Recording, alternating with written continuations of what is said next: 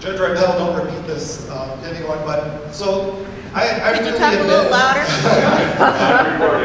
when we talk about treatment in the court system, we've contributed to the problem. We've really held tight to the fact that the statute says court-approved treatment, not DSS accredited. You come to the presiding judge and you get approved to be a treatment provider, you're on the list.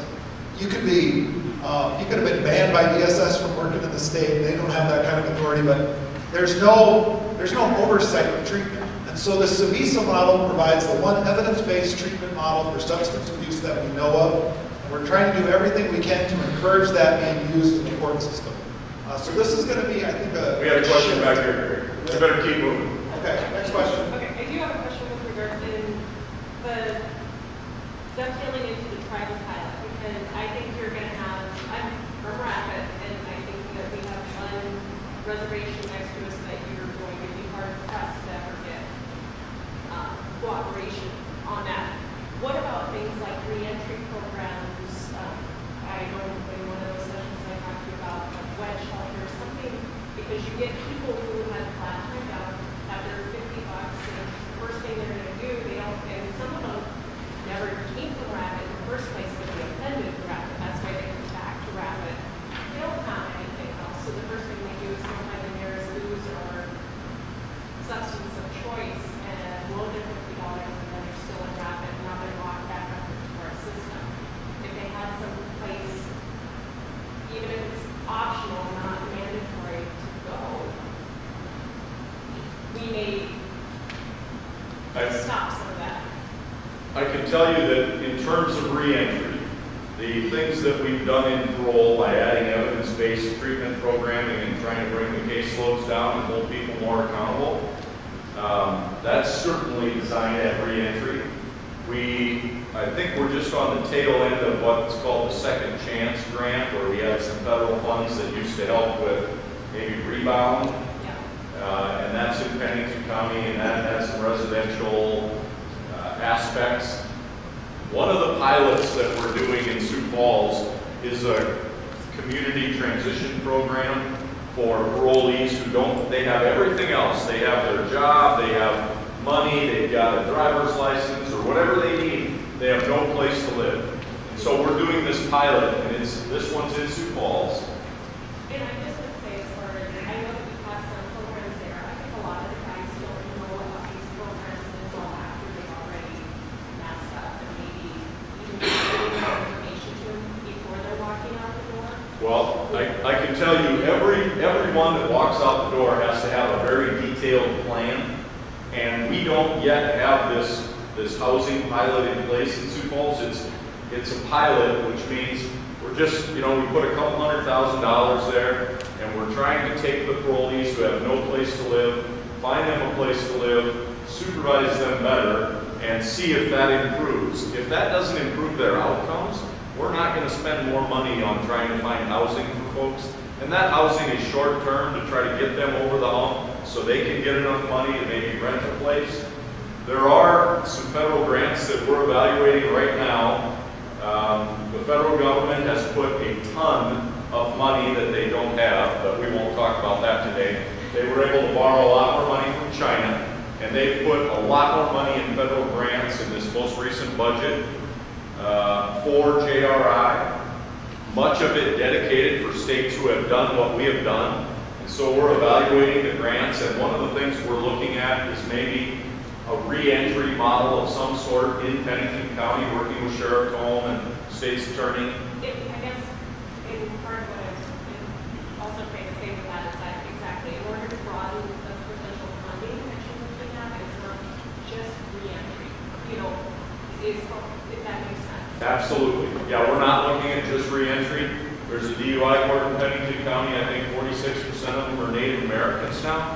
One of the other things we're looking at is, should we have a Hope Court in Pennington County? Should we broaden DUI drug court? How could we improve accountability of the individuals who are on parole in Rapid City? Same with probation. And we're looking at that, not just in Rapid City, but all over the state. Oh, and I guess what I was talking about are the people with flat time. They're not on parole. They're not on paper anymore. So, and optional time. And what would you like us to do with That's that? what I was saying, that's what I'm saying. Just give them an extra 10 years? Oh, No, I mean, because you're gonna, that's things, and that's something probably beyond this, but as far as something that, you know, most shelters require that you be clean and sober, and the people that you're dealing with, probably the first thing that they're going to do is load that 50-foot trucks, and they're not gonna be able to spend the night in the shelter, instead they're gonna get picked up that night, you know, because they've already. yeah, I would tell you that, you know, the great thing about prison is if you're scared of somebody and you need to lock them up somewhere, you can get them away from society.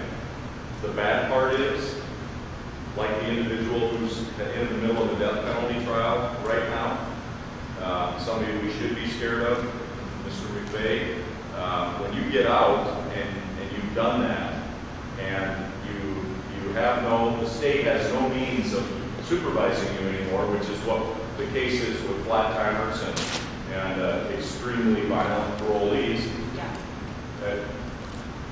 I mean, the state doesn't really have any options. I mean, with flat timers, you've seen it in Pennington County, where for the first time ever, I think, we issue a notice. If we see a flat timer coming out that's extremely dangerous, we issue a notice. And I know the last one in Pennington County got a lot of people worked up, and they wanted to make the entire county a sex offender safety zone, I think. My husband works at DSS, and the day we walked into the doors, everything was frozen. Yeah. Left it all at the same time. Yeah, you know, 94% of the people in prison are coming out, and they're going to be your neighbors.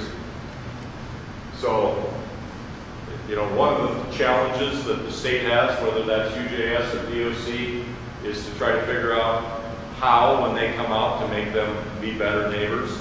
And we are the first to admit we don't have the answer, but there are some policies and programs and ideas out there that have been proven to reduce recidivism, bring the crime rates down, bring the incarceration rates down. That's what we attempted to do here. I'm 95% sure that it's not perfect, and we're going to have to kill a few things and expand a few things, but it's last year's best attempt, and we'll probably keep trying. Any other last questions? Anybody else before Joe goes the second time? This is like the House floor. No other questions, Joe? This last question, a budget question. I'm not looking through it all, but regarding our drug court, you guys have a lot of new expense with this budget and treatment. Does any of that come out of the AG's drug control fund, or is that still just their kind of private budget? That is still used for training and equipment. This is different money. All right, nothing else. Thanks a lot.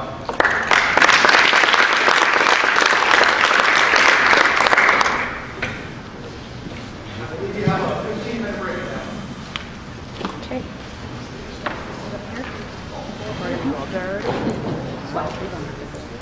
I have to hand out the brushes. Hey, Michael. I forgot. Anybody have reading glasses? Reading glasses.